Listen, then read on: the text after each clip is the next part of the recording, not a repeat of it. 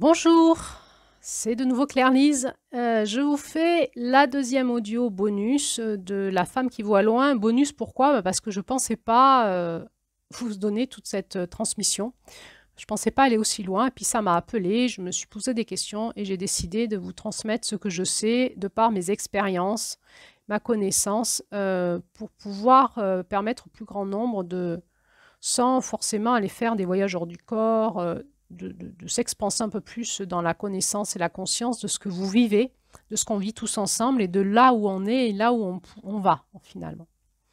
Le premier bonus vous parlait de qu'est-ce que c'était que le monde éthérique, la matière qu'on peut appeler aussi la matière epsilon, on peut aussi l'appeler la matrice, ce qui nous piège, le monde de l'ombre, comment ça fonctionnait techniquement, j'ai envie de dire. Et qu'est-ce que c'était qu'un voyage hors du corps et la différence entre le voyage hors du corps, les mondes des rêves et différents niveaux de lucidité. Est-ce qu'on pouvait, on s'était posé la question, est-ce qu'on pouvait faire des voyages hors du corps avec des plantes psychotropes ou des drogues et avec la technique du rêve? Donc on avait vu que non, on ne sortait pas de la matière epsilon, de la matrice, et oui, quand on savait maîtriser son corps énergétique et son corps de lumière, on pouvait, comme nous l'explique ce conte, La femme qui voit loin, passer techniquement par des failles énergétiques pour aller dans le monde de la conscience, récupérer de l'information et de l'information vibratoire sur tous les plans. Cette deuxième vidéo bonus, c'est la suite de la première. Là, j'avais envie de revenir avec vous sur finalement la différence qu'il y a entre ce monde éthérique et ces mondes vibratoires. Ce monde énergétique, on peut encore appeler matière électromagnétique, matière epsilon, la matrice. Certains parlent de la matière noire. Pour moi, c'est un peu confusionnel parce qu'il existerait peut-être une autre matière noire qui ne serait pas celle-là. Mais enfin, là, c'est mon domaine de recherche. Je ne suis pas assez calée pour vous en parler. Mais certains astrophysiciens parlaient de la matière noire, qui est cette matière qui aurait une masse, une inertie, et qu'on ne verrait pas, dont le monde serait fait à 90% quand même.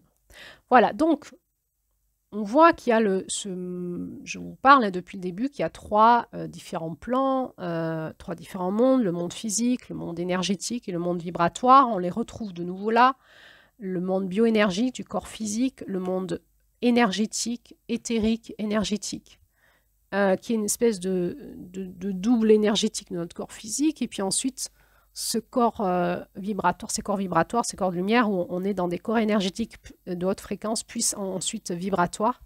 Et la transition, quand on le fait avec notre conscience, on peut aller visiter ces mondes-là de différentes façons, dont par le monde du rêve, mais on peut aussi le faire d'autres façons. On avait vu ça donc, dans ce premier bonus. Donc pour les personnes qui voyagent hors du corps, ils nous disent, ceux qui ont l'habitude, qui pourraient maintenant faire une véritable cartographie des mondes. Parce que sur ces différents plans de conscience, quand on sort de son corps, il y a comme des autoroutes toutes tracées, comme des montagnes et des plaines et des paysages, des chemins à prendre, et que ça serait une véritable cartographie énergétique et vibratoire qui serait possible de mettre en place quelque part. Il nous explique qu'il y a beaucoup de mondes dans ces espaces énergétiques et ensuite vibratoires, d'autres êtres, d'autres consciences que l'on ne voit pas dans la matière, qui existent, qui ne sont pas densifiées jusqu'au corps physique, mais qui peuvent être densifiées jusque dans la matière éthérique, la matière epsilon, et d'autres qui sont sur des fréquences plus hautes de lumière. Et qu'il y en a peut-être une infinité de personnes. Et que ce qui différencie ces personnes, c'est leur niveau vibratoire. Ils nous disent aussi qu'il y a peut-être plusieurs mondes physiques, c'est-à-dire que notre monde physique à nous ne serait peut-être pas le seul. Il y aurait autour de nous d'autres mondes physiques qui vibreraient à la même fréquence. Bon, je sais que c'est un peu compliqué pour nous à imaginer ça, mais voilà, on peut s'ouvrir à essayer de comprendre ce qu'on nous dit. Il existe des franges très proches de notre monde physique et c'est dans lequel il y a une forme de matière encore, hein, électromagnétique. Et c'est probablement cette matière-là qui produit nos sensations de rêve et qui va diminuer notre sensation de conscience.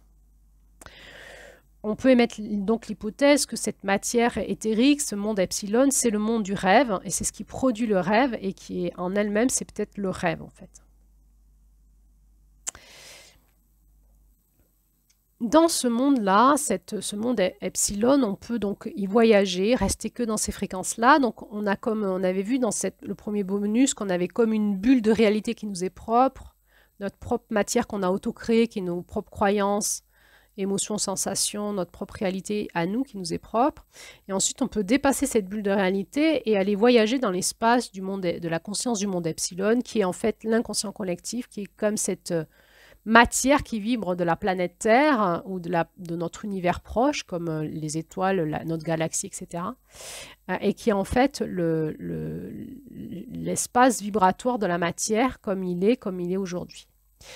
Certains l'appellent le marécage, c'est un petit peu physique, lourd, ça peut être très sombre parce qu'on va y rencontrer la même chose que l'on rencontre sur Terre, mais on le rencontre au niveau énergétique, électromagnétique. Donc on peut y rencontrer l'amour, l'entraide, mais aussi l'envie, la jalousie, la peur, la haine, mais de manière démultipliée par rapport à ce qu'on vit dans le corps physique. C'est beaucoup plus fort et collant. Et donc, c'est un monde où il y a de la dualité, donc il y a de la prédation comme sur la Terre, et on va y rencontrer ce qu'on appelle les parasites. Et donc, quand on rentre dans cet espace vibratoire de cette matrice, de ce monde qu'on peut appeler aussi de l'ombre, cette conscience un peu basse, collante, et ben on peut rencontrer des entités comme ça, pas sympas, que dans la religion on peut appeler par exemple les démons, Satan, le diable, etc. Et donc, ben on a le choix, soit on les combat, soit on détale en courant, et en montant en fréquence rapidement, en fréquence de lumière, on sort de cet espace-là et on arrive dans les fréquences de lumière et on ne cherche pas à combattre. Je vais vous parler un petit peu des parasites rapidement pour introduire cette notion-là. Par contre, on va y revenir à la porte du Sud, puisque notre porte du Sud, après cette porte de l'Est, ça va être l'exploration de notre monde matière, avec la conscience qu'on peut avoir de notre porte de l'Est, de notre masculin sacré, la conscience qu'il existe d'autres espaces de conscience, et comment on va finalement dérouler notre vie en ayant conscience à la fois de ces plans de conscience élevés et de ce qu'on vit dans notre réalité, et donc comment on va faire pour remporter nos combats intérieurs dans ce monde de Epsilon, dans ce monde de la dualité, dans ce monde du mois de mars. Donc, on y reviendra au mois de juin. C'est le mois de juin, c'est la porte du Sud, hein, mois de juin, qui va vraiment nous parler de ça, de remporter nos combats pour ramener plus de lumière dans ce monde de la matière. Mais j'avais quand même envie de vous en parler un petit peu aujourd'hui pour pas nous laisser sur notre faim. On a vu dans le conte d'Avril qu'il y a un animal symbolique qui nous aide à ça, à chasser le démon, c'est le pivert. Quand on part en voyage chamanique, il faut qu'on puisse dégager autour de nous ces entités qui pourraient venir essayer de venir nous rencontrer pour pouvoir décoller plus loin et aller dans les espaces de conscience. En fait, quand on est dans ce monde epsilon, là, cette matrice, on va voir que l'être humain, c'est en fait une créature qui est parasitée par des créatures énergétiques et qu'il y a une partie de l'humanité qui est comme en esclavage par ces entités énergétiques. Et qui ont énormément de pouvoir sur les êtres humains, sur nous en fait, hein, bien plus qu'on en peut imaginer. Et ils ont un pouvoir sur notre pensée, notre conscience, nos émotions, sur nos décisions, sur la façon dont on va réagir notre corps. Et ils peuvent provoquer jusqu'à des guerres et des massacres. Et en fait, ces entités, qui sont des entités de basse fréquence vibratoire, elles aiment se nourrir de tout ce qui est la souffrance, la douleur, les émotions négatives et voire même la mort, en fait. Et donc, elles peuvent provoquer des guerres, des massacres pour se nourrir à travers nous de ça. Dans la matière epsilon, il n'y a pas que ça, il y a aussi, c'est la dualité, donc il y a aussi l'inverse opposé, direct, et on va retrouver, c'est aussi des créatures de lumière bienveillantes qu'on va appeler les anges et les archanges et autre chose. Chacun va y donner les noms qu'il veut, mais ce sont, moi, ce que je vais appeler nos guidances de lumière qui viennent nous aider, qui sont là en soutien pour nous aider à nous protéger dans ce monde du combat et à pouvoir prendre les bonnes décisions, avoir la bonne réaliser avoir une bonne conscience de ce qu'on est en train de vivre, prendre les bonnes décisions et monter en fréquence vibratoire dans nos émotions quand on vit le monde de la dualité. D'où la porte de l'Est, d'où le monde de la dualité, et on avait appris à se reconnecter à ces différents espaces de conscience par la prière pour pouvoir élargir notre conscience dans la matière, dans la dualité. On a donc des guidances qui sont là auprès de nous, et de la même façon qu'il y a des fréquences très négatives, il y a des fréquences très positives, et à nous de savoir nous relier à elles par l'intention, par la prière et par la reconnexion, et de savoir écouter à l'intérieur de nous ce qui nous parle et de pouvoir discerner qui nous parle, d'où ça vient et qui on croit et qui on écoute. Et donc, c'est à nous, finalement, c'est comme si on avait une radio intérieure où on pouvait mettre le curseur des fréquences que l'on écoute. C'est quand on reçoit de l'information, d'où ça vient, qui nous parle. On va apprendre à le faire et c'était tout l'apprentissage du mois de mars et de cette porte de l'Est, finalement. Il existe aussi d'autres réalités, d'autres consciences on va les appeler les petits peuples de la nature. On peut les appeler les elfes, les dévas, les fées, les gnomes, etc. Pour toute personne qui ne sont pas habituées à voir ces êtres-là, à communiquer avec eux dans la nature, hein, ça pourrait vous paraître un petit peu fou ce que je vous raconte là, mais pour les personnes qui ont la capacité de voir dans le monde énergétique, nous les rencontrons, nous discutons avec eux. Ce sont des êtres dans la nature, que l'on trouve dans la nature, qui ont pour fonction souvent de réguler le plan éthérique aussi de la nature, des arbres, des forêts, qui vont travailler avec les élémentaux, le vent, le feu, l'eau, l'air et le temps, entre autres. Hein. Il existe, ils ont des égos aussi, ils peuvent avoir peur, ils sont fragiles, enfin, il faut négocier avec eux. Enfin, c'est pas là, le petit peuple de la nature, on n'est pas dans des guidances de lumière, on est dans un peuple,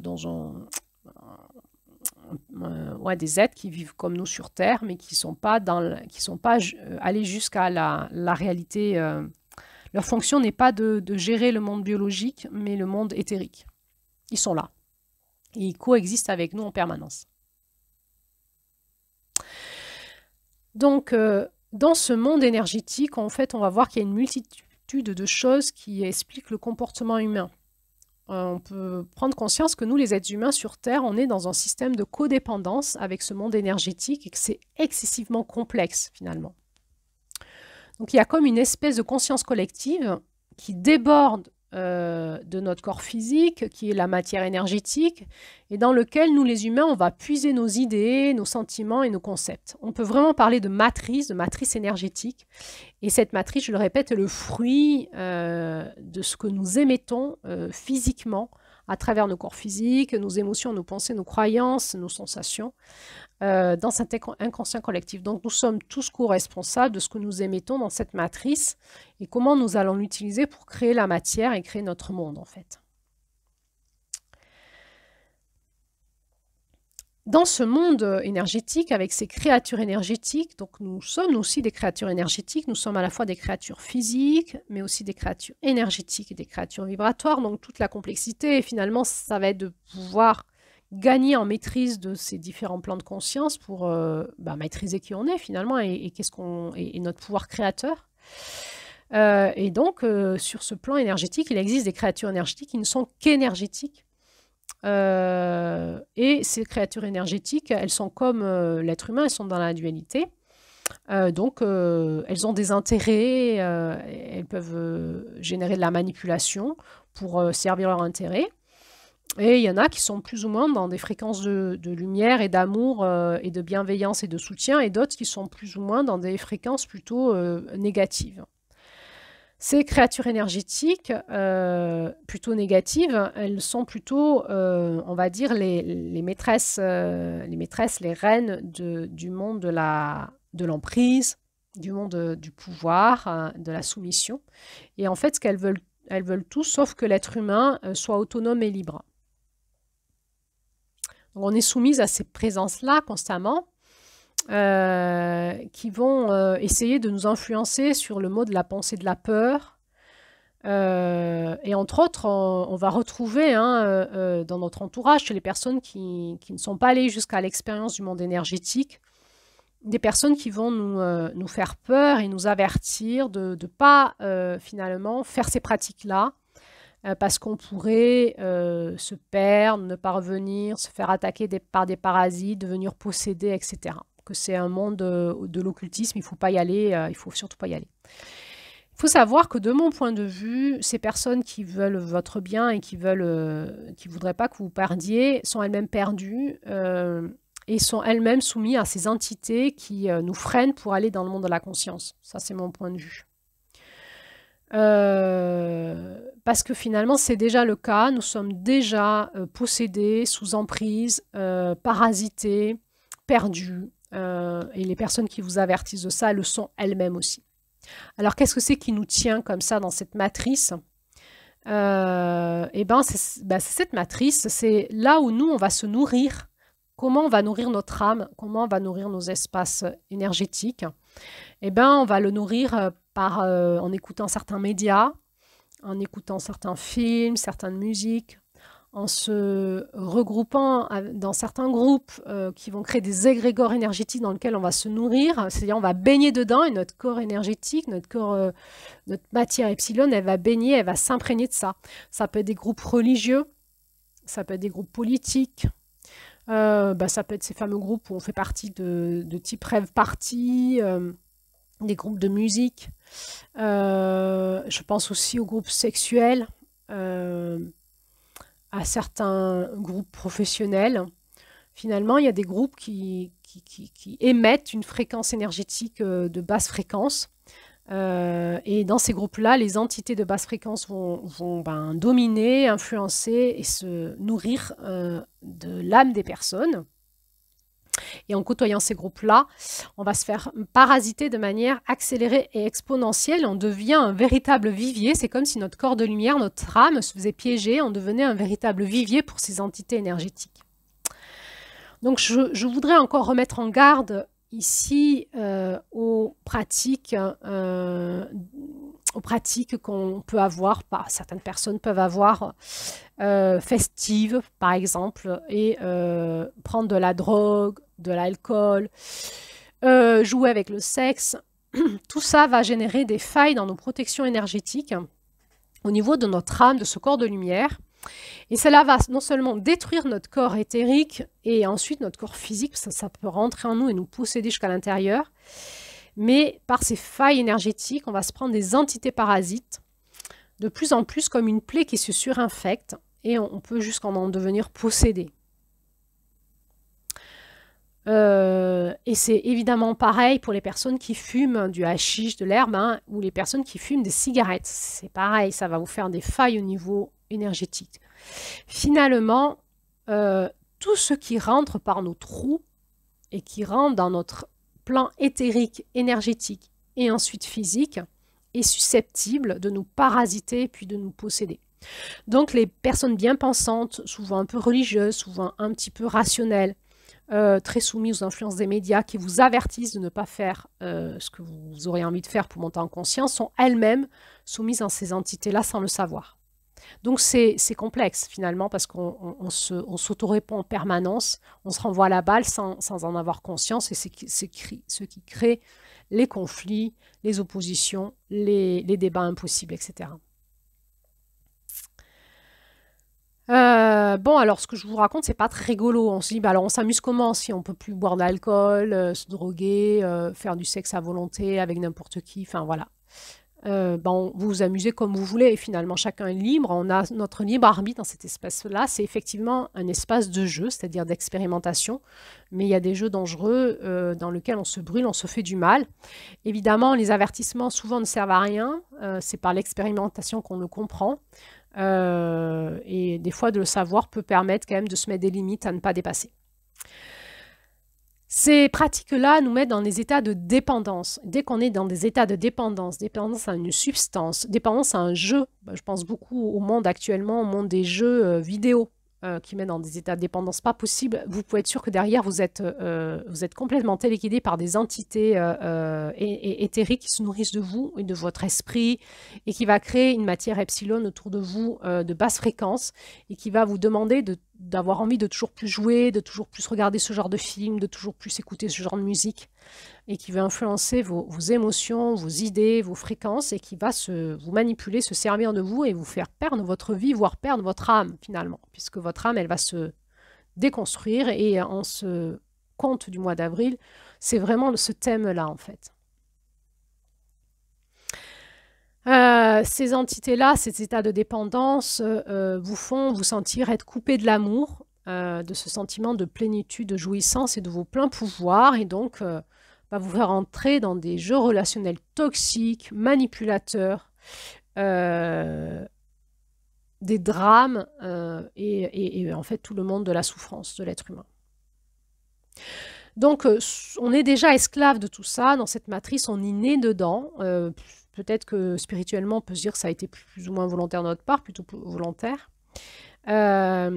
et qu'on est entouré de créatures énergétiques qui, quand on n'y met pas notre conscience, se nourrissent de nos émotions, de nos pensées, de nos comportements, et que certaines sont excessivement puissantes. Évidemment, on va les retrouver dans nos gouvernements, et ça peut générer des guerres et des choses assez destructrices pour l'humanité.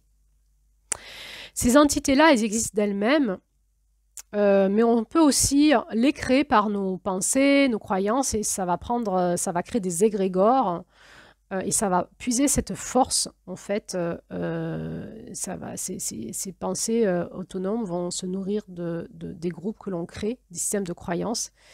Il peut y avoir des égrégores familiaux, par exemple, dans lesquels on est enquisté, on n'arrive pas à s'en sortir, parce qu'on peut être dans des familles qui ont certains systèmes de croyances et qui nous enquistent dedans, et qui nous permettent pas d'être libres, d'être nous-mêmes.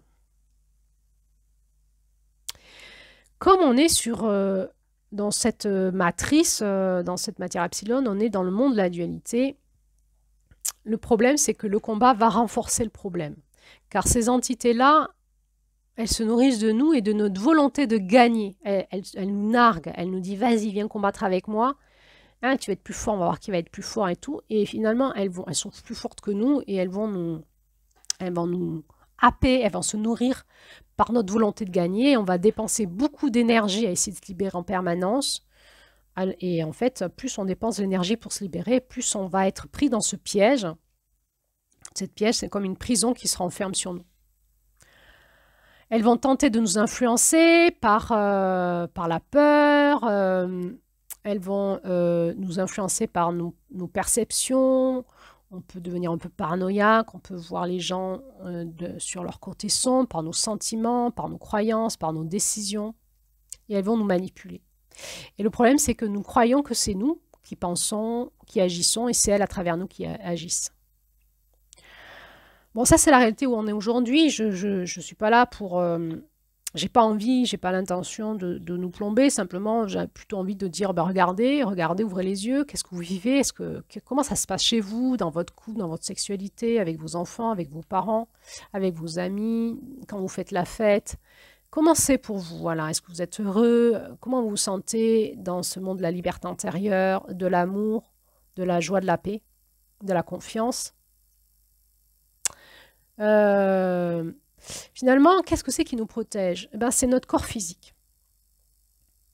Notre corps physique qui nous protège, sauf si on va le mettre dans un vivier comme des égrégores, ou si on abîme notre espace de protection. Je pense au traumatisme, là on a vu le viol hein, ce conte-là nous fait tout casser. Et la sexualité aussi. Pourquoi la sexualité? Parce que c'est le monde de l'énergie, la sexualité. L'énergie sexuelle, c'est ce monde epsilon, le démarrage des envies, des instincts, vouloir posséder l'autre, le prendre, l'avoir. Et c'est ce monde de la matière qui démarre et qui va chercher à s'élever vibratoirement. Donc par la sexualité, qu'on va appeler la sexualité sacrée, divine, nous avons une possibilité, là aussi, d'utiliser notre énergie sexuelle pour pouvoir, par la sexualité, nous élever à deux dans le couple et pouvoir dépasser ce monde, finalement, epsilon, érotique, et nous élever dans quelque chose, dans un plan plus subtil et divin. Et on peut utiliser la sexualité comme un chemin initiatique de l'amour et de la guérison énergétique. C'est probablement ça le concept initial de la sexualité qui a été dévoyé. Et donc, en fait, finalement, entre autres, quand on est une femme et qu'on reçoit les énergies d'un homme, en fait, on va vraiment recevoir les entités énergétiques de cet homme dans notre corps physique. Et c'est très compliqué pour une femme parce qu'on peut se faire vraiment choper par des entités en bas astral dans notre utérus. Il faut savoir que notre utérus est un exponentialisateur d'énergie et donc ça peut nous mettre dans des états difficiles. Vous savez, qu'est-ce qu'on dit dans notre monde physique? On dit c'est une mal baisée. Bon, c'est assez péjoratif, c'est pas respectueux du tout, mais il y a une part de vérité. Une femme mal baisée, elle va pas bien. Donc les hommes, remettez-vous en question, qu'est-ce que vous envoyez dans le corps énergétique de votre femme, de votre compagne, de votre amoureuse, dans son corps physique énergétique. Et vous les femmes, à quoi vous vous ouvrez sexuellement, à quoi vous dites oui, comment vous faites pour transformer ce que vous recevez dans votre corps physique et le transmuter à quelque chose de meilleur, c'est tout le travail sur ce féminin sacré et nous sommes en plein cœur du sujet. En sachant que la porte du Sud va nous y amener, puisque le mois de juillet, qui est la dernière lune de la porte du Sud, c'est le mois de la sexualité sacrée, entre autres, il n'y aura pas que ça, et de l'accomplissement du masculin. Et donc, évidemment, je parle là du masculin, des hommes et des femmes. Vous, les femmes, à quoi vous dites oui, à quoi vous vous ouvrez sexuellement, et qu'est-ce qui se passe dans votre corps derrière? Nombre de femmes que j'ai dans des groupes de femmes ou en thérapie individuelle qui m'expliquent qu'elles en ont marre de leur couple, qu'elles sont fatiguées, etc. Et on va retrouver entre autres des entités sexuelles dans leur corps qui les plombent. Donc nous sommes protégés par notre corps physique, sauf s'il y a des traumatismes de type donc viol, la sexualité dévoyée, évidemment les drogues, donc certains aussi médicaments comme des anesthésies ou les chimios, etc. Il est conseillé quand vous avez certains traitements de derrière vous faire des soins énergétiques pour restaurer vos protections énergétiques. Ici, là, en tant qu'ancienne infirmière, je ne vous rentrerai pas dans la dualité. Est-ce qu'il faut se faire soigner par des médicaments ou pas? Moi, je pense que oui. Ma position est non dualiste et j'utilise, moi, des médicaments pour me soigner, mais je vais aussi utiliser des soins énergétiques et vibratoires pour rétablir l'équilibre entre mon corps physique, mon corps énergétique et vibratoire, et essayer comme ça de me soigner et puis j'utilise des médicaments que quand j'en ai besoin et quand j'en ai pas besoin, je peux utiliser d'autres techniques qui marchent mieux, qui sont plus saines que des médicaments. Mais ça, c'est une maîtrise de soi et de sa médecine personnelle, mais je ne vous conseille pas de vous couper des médicaments, mais plutôt de reprendre conscience qu'il existe différents types de médecine, dont les médecines alternatives, et aller voir des bons praticiens qui sont capables de restaurer vos corps énergétiques. Quand vous avez eu une chimio, par exemple, ou quand vous avez vécu une anesthésie suite à une opération. Qu'est-ce qui peut encore casser vos espaces énergétiques? Les drogues, les alcools et certaines nourritures. Nourriture malsaine qu'on prend et qu'on répéterait compulsivement pourrait fragiliser nos espaces, nos protections énergétiques et nous permettre d'être plus en lien avec ces entités-là. En gros, tout ce qui rentre par nos trous, même par les oreilles et même par les yeux, est susceptible de nous nourrir, et plutôt en positif ou en négatif. Donc, un autre espace où on peut se faire attaquer, c'est le monde de la nuit, c'est quand on dort. Quand on dort, qu'est-ce qui se passe? Notre corps physique va se reposer et on va rentrer dans ce monde du rêve à un moment. Et donc, on va rentrer on va faire un voyage dans la matière epsilon, dans soit notre bulle de réalité à nous, et pour certains, on va en sortir et voyager, donc faire ces fameux voyages hors du corps ou reliés au corps, mais dans ce monde énergétique. Et on peut rencontrer à ce moment-là, si on est déjà défoncé, si on a déjà des protections très fragiles, des entités qui pourraient nous bousculer un petit peu. Donc, d'où certaines personnes qui ont des rêves agités, qui font des cauchemars, qui ont des terreurs nocturnes, des paralysies ou des insomnies, qui ont des difficultés à s'endormir par peur, par traumatisme. Évidemment, c'est rapidement dit, il faut analyser chaque cas particulier, parce que ça peut être aussi neurologique, émotionnel, et donc pas que énergétique. Alors, comment on s'en sort de tout ça? Eh bien, ça va être ce qu'on va voir dans la porte du Sud.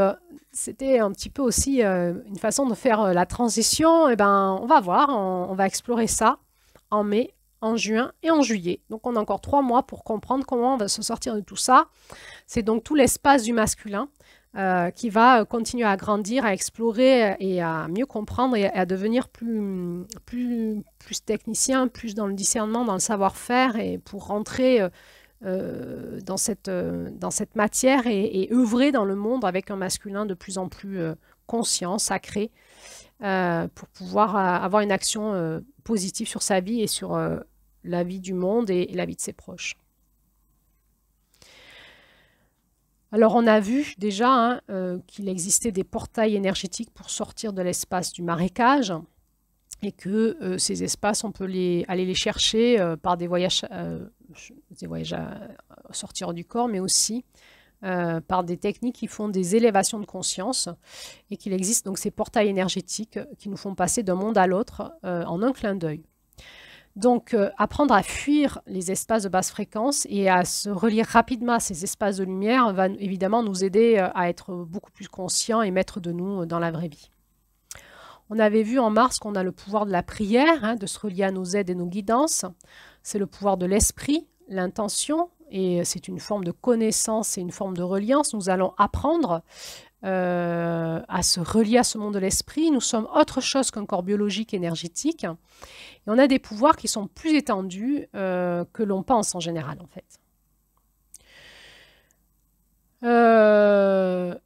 Donc là, on va basculer dans le monde de la spiritualité. Et alors, je vais finir cet audio en s'interrogeant finalement, c'est quoi la spiritualité aujourd'hui dans notre société à nous? Puisque on a compris, ce n'est plus le monde de la religion, ce n'est plus le monde des croyances. Alors, qu'est-ce que c'est que la spiritualité?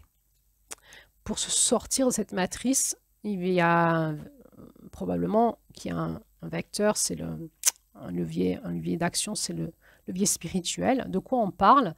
Finalement, ça serait la capacité de voyager entre les dimensions, d'aller chercher des informations de lumière, d'amour, de conscience, de mémoire, et de ramener toutes ces informations dans notre corps biologique pour spiritualiser notre matière finalement. Et finalement, apprendre à diffuser, à communiquer ce qui se passe en nous auprès des personnes qui nous entourent et qui sont capables de l'entendre. C'est-à-dire commencer à amorcer un éveil de conscience. On n'est pas qu'un corps physique, on n'est pas que cette illusion et nos croyances, on est bien autre chose. Alors ça aussi, on va le voir entre autres au mois de mai. Donc je n'ai pas mis, on a un mois pour explorer ce monde-là. Le monde où on va spiritualiser la matière. Simplement, si je reviens sur la spiritualité, je pourrais dire, est différente de la simulation spirituelle. Finalement, probablement, jusqu'à aujourd'hui, il y a eu beaucoup de simulations spirituelles, à la fois dans les religions, mais aussi dans toutes les spiritualités que l'on rencontre, mais aussi dans le New Age, qui est un petit peu le courant actuel religieux, qui embarque une grande partie de notre société. Celles qui veulent se libérer justement du monde de la matière pourraient aller vers le monde du New Age, mais tomber de nouveau dans la matrice, et cette matrice de fausse lumière, ces entités qui les attendent là et qui créent une nouvelle religion. Qu'est-ce qu'on va rencontrer dans le monde religieux, spirituel ou New Age? On va rencontrer donc ces simulations. Faire comme si, c'est des gens qui se racontent des histoires et qui vous racontent des histoires et qui vous encouragent à vous raconter des histoires. Ils vont adopter des tenues, comme des clergés par exemple. Ils vont adopter des croyances, des dogmes qui vous conviennent, des rites, des discours, des attitudes. Ils vont faire semblant d'incarner une forme d'amour, de non-ego. Et surtout, ils vont vous dire que vous n'avez pas d'amour et vous avez un ego. Le but, c'est d'avoir le pouvoir de manipuler, de dominer et de justifier par un discours bien pensant, bienveillant, l'assouvissement de leur propre ego. Et ça peut aller jusqu'à l'abomination. C'est pas dit comme ça. C'est le monde du gouroutisme, de la secte, des sectes, mais aussi de tous les courants et professionnels aussi. Hein. Je suis sûre que vous savez de quoi je parle. Alors, ça va du plus abominable au moins abominable. Et quand on est un professionnel de l'énergie, de la vibration, en principe, on est tout le temps en train de se poser des questions. Où est la limite entre ma gouroutisation et mon soin? Et donc, on doit se faire superviser pour se mettre en question en permanence parce que c'est le piège qui nous attend, c'est notre piège matriciel, notre matrice à nous, notre ego. Où finalement, on est dans un monde qui est tellement pas autonome au niveau énergétique et vibratoire, et tellement les personnes boivent nos paroles et nous suivraient partout où on irait, que rapidement, ces entités et notre propre ego nous soufflent à l'oreille qu'on pourrait se faire de la thune et avoir du pouvoir. Et évidemment, on va se faire piéger. Donc, en permanence, on va apprendre à surfer sur cette limite du pouvoir et de l'abus de pouvoir. Parce que rentrer dans le monde de l'énergie, c'est rentrer dans une forme de pouvoir. On a vu que c'était aussi le monde de la sorcellerie, mais aussi du pouvoir de la conscience, de la création, des mystères de la vie. Et en permanence, on va se poser la question, où est mon pouvoir, où est mon abus de pouvoir et où est le pouvoir de l'autre? Alors l'abomination, c'est de quoi on parle. Hein. On peut massacrer un tel ou un tel parce qu'il n'a pas notre même système de croyance. Les disputes dans nos familles, entre générations. On sait que les papes ont soutenu les croisades, ils ont fait aussi l'Inquisition hein, en France, en Europe. Ils ont soutenu aussi les massacres des Indiens, par exemple, parce qu'ils disaient que les Indiens n'avaient pas d'âme, donc ça pouvait justifier le fait qu'on pouvait les tuer, au nom de l'amour de Jésus-Christ, bien sûr. On va tuer avec la Bible, on va violer, on va torturer, on extermine, hein, au nom de l'amour du Christ, de la religion. Donc à un moment, on va être piégé dans la manipulation par l'injonction paradoxale où on ne peut plus remettre en question ce qu'on nous a dit, mais on va voir que les actes ne correspondent pas aux paroles. On va retrouver ça aussi dans le courant New Age, une forme d'asservissement, d'exploitation et parfois même sexuelle. Le nombre de personnes qui se font abuser par exemple, magnétiseurs qui disent aux femmes que pour les guérir de leur douleur sexuelle, il faut qu'elles soient pénétrées par un magnétiseur, c'est que comme ça, et elles vont se faire avoir. Hein. On va avoir aussi une exploration de certains dogmes, courants spirituels, et c'est vraiment le monde New Age, c'est vraiment le monde alternatif, c'est vraiment un monde, un univers où c'est rempli de fausses lumières, de faux maîtres, et de spiritualité simulée. Donc, moi, j'avais envie de vous parler de ça parce que c'est un vrai contexte actuel et je dois avouer que pour moi, c'est commence à être fatigant d'évoluer dans ce monde-là puisque mon métier me place dans ce monde-là.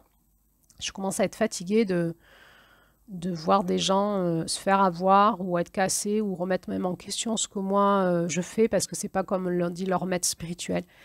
Et c'est vrai que je suis depuis 2 ans remise en question sur mon propre métier. Est-ce que je continue et comment? Parce que je suis fatiguée finalement de cette lourdeur qu'il y a dans ce monde spirituel et que j'ai plus envie d'alimenter de mon côté. Alors comment on fait pour faire la différence entre une personne, on va dire spirituelle, et une personne qui simule? Eh bien on ouvre son 3e œil. Voilà, c'est la femme qui voit loin. Hein. Notre masculin sacré qui n'est pas bête et on va regarder l'aura de la personne, leur âme, hein, la lumière qu'il dégage. Qu'est-ce qu'on va voir? On peut voir vraiment des vraies lumières, hein, des personnes qui ont un bel aura, on sent que ça pulse pas mal, de toute façon on le sent et leurs actes correspondent à leurs mots. Il y a souvent beaucoup d'humilité, un ego qui est mis en retrait et une ouverture du cœur, ça se sent. Puis on va voir aussi des fausses lumières, hein, avec des belles paroles, une belle façade, une belle lumière superficielle. Et puis derrière, dans l'aura, c'est très très possédé, investi de fausses lumières, de sombritude. Alors on peut voir que certains sont très très sombres, certains sont très lumineux et d'autres sont clivés. Hein. C'est pas dualiste, il y a les sombres et les lumineux, il y a aussi ceux qui ont des fréquences de lumière et mélangées avec des fréquences d'ombre. Et des fois, certains sont clivés, donc on a une âme en fait devant, par exemple, qui est très lumineuse et derrière qui est très possédée. Et évidemment, ça va nous mettre dans le monde du discernement. Alors ça sera le mois de mai. Le mois de mai sera le mois du discernement. On anticipe un petit peu notre porte du Sud. Mais ça me paraissait important déjà de vous introduire ça pour qu'on puisse y aller plus loin dans la porte du Sud. Alors, je vais finir par cette notion de spiritualité incarnée, finalement. Finalement, c'est quoi? Qu'est-ce qu'on cherche dans ce monde de la conscience, dans ce monde spirituel, et qu'est-ce que c'est qu'incarner sa spiritualité? Quand on voit dans le monde énergétique, on voit un autre cordon. On a parlé de la corde d'argent qui est derrière la nuque, là, qui relie le corps physique au corps de lumière. Et puis, il y a un autre cordon qui est une corde d'or qui sort du dessus de la tête et qui relie notre corps physique à notre être spirituel. On n'est pas que dans le corps physique, on est aussi dans les corps énergétiques et on est aussi dans les corps vibratoires. Dans ces cordes, dans ces espaces de lumière, ces différents mondes, on y est aussi, on y existe. Notre présence y est. Et on peut parler d'une notion de double spirituel, mais en fait, c'est notre moi. Certains vont parler du soi, du moi supérieur, du moi spirituel, de l'être spirituel. Dans notre initiation chamanique, on va parler de l'Oranda, de cette éternelle flamme d'amour qui est en nous. Et nous existons sur d'autres espaces spirituels et nous pouvons nous relier à nous-mêmes sur ces espaces-là, voire même nous rencontrer en voyage chamanique ou en voyage hors du corps. On est nous-mêmes des maîtres spirituels sur d'autres plans de fréquence. Nous existons. Nous sommes porteurs de lumière et d'amour et de conscience de Dieu, du divin. Et nous avons comme un cordon doré qui sort de notre tête et qui nous relie à ces espaces-là. Ça s'appelle être canal, avoir un canal. Nous l'avons tous, simplement, les enfants le sont à la naissance naturellement. Simplement, ça va se développer et s'entretenir. Si on ne l'entretient pas, ça s'atrophie. Et puis après, on peut le réouvrir son canal et le redévelopper. Et ça se développe comment? Eh bien, par cette fameuse discipline qui fait souvent hurler les gens qui ne veulent plus aller dans la discipline spirituelle. Ils veulent avoir tout de suite sans rien faire. Non, en fait, il va falloir la discipline, c'est-à-dire s'entraîner, entretenir notre canal, s'entraîner à nous relier dans cet espace de ce monde sombre dans lequel on est, dans le monde physique, se relier à nos espaces de lumière pour développer notre conscience. Il va falloir travailler nos pensées, notre humeur, et par cette forme de discipline, aller se reconnecter à ces espaces-là pour voir quels actes on va poser dans la matière. C'est toute l'initiation qu'on a vue en mars. Dans notre expérience incarnée, dualiste, nous savons que nous sommes soumis à cette force, cette matière électromagnétique qui nous empêche d'être dans la conscience, mais nous savons qu'en dépassant cette matière, nous pouvons avoir accès à notre monde de conscience et que nous pouvons réinformer notre matière physique et électromagnétique de cette lumière. Et que finalement, cette forme de matière électromagnétique, c'est elle qui va faire passer dans la matière nos pensées, nos humeurs et nos actes. Il y a un certain temps de latence, mais que nous sommes finalement créateurs dans notre vie. Donc si nous restons piégés dans cette matrice epsilon-là, on va vivre des choses déplaisantes dans notre vie, on va entretenir ce cycle infernal des répétitions de la souffrance et des répétitions de nos schémas. On pourra vivre des nuits lourdes, des rêves qui le sont aussi. Mais si on va décharger notre matière epsilon, on va se libérer de cela. Et finalement, notre humeur dépend de l'information que l'on envoie dans notre monde énergétique. Donc notre discipline spirituelle, c'est d'avoir la capacité, par des techniques que l'on va définir nous-mêmes, qui nous correspondent, des méthodes, des rituels qui nous sont propres, de nettoyer notre lourdeur, notre sombritude, au niveau électromagnétique pour nous élever dans la conscience, dans la lumière et rayonner ce moi supérieur, ce moi spirituel dans la matière, dans notre matière électromagnétique, mais aussi dans notre corps physique, de l'incarner. Et petit à petit, par la discipline d'entretenir cette circulation d'énergie positive, cela va impacter nos humeurs, nos croyances, notre capacité à aimer, dans la réalité, au-delà des mots et des dogmes, en fait, et on va l'incarner. Alors on peut se demander, mais qu'est-ce que c'est que l'amour? Eh bien l'amour, on ne peut pas en parler, on ne peut pas y mettre des dogmes, il faut le vivre, c'est à travers nous, c'est en se reconnectant à notre cœur, parce que cet être spirituel, le cœur, on apprend ça dans le chamanisme, on le voit là dans ces contes, ils nous le disent aussi, que finalement ce portail énergétique, ce lien direct dans ces mondes d'amour et de lumière, on l'a nous dans notre corps physique aussi, ce portail énergétique, c'est la porte de notre cœur. En passant par l'espace de notre cœur, on peut arriver tout de suite dans ces mondes énergétiques de l'amour et dans notre conscience de l'amour. Mais évidemment, on verra en mai comment on fait pour y avoir accès parce que la porte, elle est bien encombrée, elle est bien cassée, elle est bien inversée, elle est bien fermée. On parle d'avoir un cœur ouvert, d'avoir un cœur fermé, d'avoir un cœur dur comme de la pierre ou d'avoir un cœur brisé. Donc, c'est bien beau théoriquement, mais comment on fait dans la matière? Encore une fois, rendez-vous au mois de mai, au mois de juin, au mois de juillet.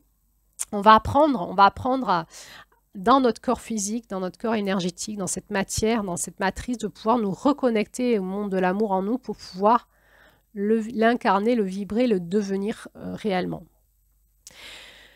Donc finalement, qu'est-ce que c'est finalement qu'un être qui est spirituel? C'est quelqu'un qui a récupéré la maîtrise de son corps physique, son corps énergétique, de son corps spirituel et qui est capable d'informer dans son corps énergétique cette fréquence d'amour et de lumière, et dans son corps physique aussi, ça va changer sa vie. Ce qu'il va dire, il le dit avec conscience, avec expérience, il va le faire, il va incarner ses actes, vont incarner ses dires, et on va voir en fait dans son aura une réelle aura de lumière, on va voir que son corps physique est lumineux. Souvent, c'est des gens qui paraissent plus jeunes que ce qu'ils font. Ils ont comme une peau un petit peu qui diffuse la lumière dans le corps physique, dans leur regard, dans leurs yeux, dans leur comportement, dans leurs actions, dans leurs pensées, dans leurs dires. Ils sont comme des étoiles qui sont sur Terre. Voilà. Et là, on va parler du maître spirituel. C'est quoi un maître spirituel? C'est quelqu'un qui enseigne ça. Qui enseigne ça. Donc, ce n'est pas quelqu'un qui est le gourou. Ce mot, il a double tranchant parce que en Inde, le gourou, c'est un maître spirituel, mais en France, un gourou, c'est quelqu'un qui a créé une secte ou un mouvement sectaire. Maître spirituel, c'est celui qui a la maîtrise de ses énergies, qui va enseigner des disciples, à des élèves, par l'expérience, à retrouver la maîtrise de leur énergie. Alors, il y a des maîtres, on le voit dans leur aura, dans ce qu'ils incarnent, leurs paroles, leurs actes incarnent leur enseignement. Et puis, il y a les faux maîtres. Les faux maîtres, ceux qui disent et qui ne font pas. Et comment les reconnaître, ces faux maîtres? Encore une fois, on va aller le voir ça dans la porte du Sud. Et puis, comme on sort aussi de la dualité, il y a les maîtres et les faux maîtres, et puis il y a les maîtres qui sont piégés. C'est pas si simple que ça, en fait. En permanence, nous sommes en train d'explorer notre monde de dualité, notre porte de Mars, notre monde de la conscience, nos mondes des émotions. On se fait piéger. Accepter de pouvoir diffuser notre conscience au monde, c'est aussi accepter de se confronter au monde du pouvoir et de l'abus de pouvoir et d'aller expérimenter.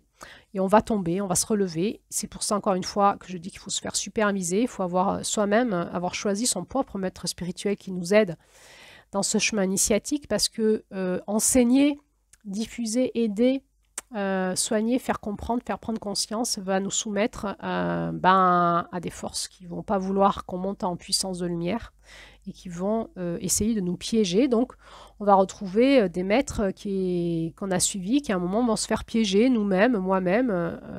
C'est pas que nous ne sommes pas à l'abri de ça, c'est que nous allons nous faire piéger, nous nous faisons piéger, nous tombons et nous nous relevons, d'où l'importance d'être supervisé, de se remettre en question, d'être suivi par même plusieurs, peut-être, superviseurs.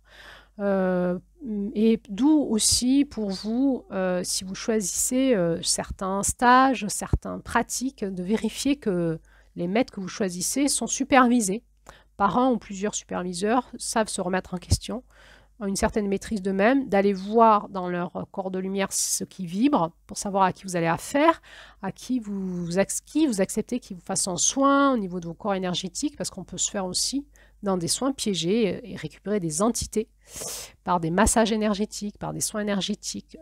Tout ça, c'est très complexe. Il n'y a pas du bien, il n'y a pas du mal, c'est complexe. Et on est dans ce monde complexe où il y a un éveil de conscience au monde de l'énergie. Et dans cet éveil de conscience, on va faire les erreurs des premiers pas et on va se faire piéger. Voilà, donc le défi pour nous, c'est d'arriver à inonder de lumière notre corps physique, notre corps énergétique et de l'incarner.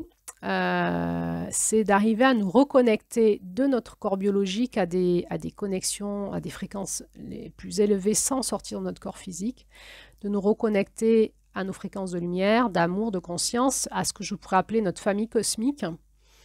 Alors, on va continuer, hein, on n'en est qu'à la porte de l'Est, on a encore 4 autres portes à passer pour y arriver, la porte du Sud, la porte de l'Ouest, la porte du Nord et la porte du Centre. Alors, ce n'était qu'un début, nous venons de passer la porte de l'Est et nous allons rentrer dans la porte du Sud. Avant d'y rentrer, je vais vous faire encore un troisième bonus sur qu'est-ce qui se passe quand on fait le dernier voyage hors du corps, la mort, à mon niveau de conscience, de compréhension, et je vous ferai une dernière audio de récapitulation sur cette porte de l'Est pour nous aider à nous introduire à la porte du Sud. Merci de votre écoute, merci de votre confiance, restez vigilants à l'écoute, regardez comment tout ce que je vous dis résonne ou pas, critiquez en vous-même, cherchez sur Internet, confrontez vos croyances avec les autres, restez lucide et surtout prenez soin de vous. À bientôt.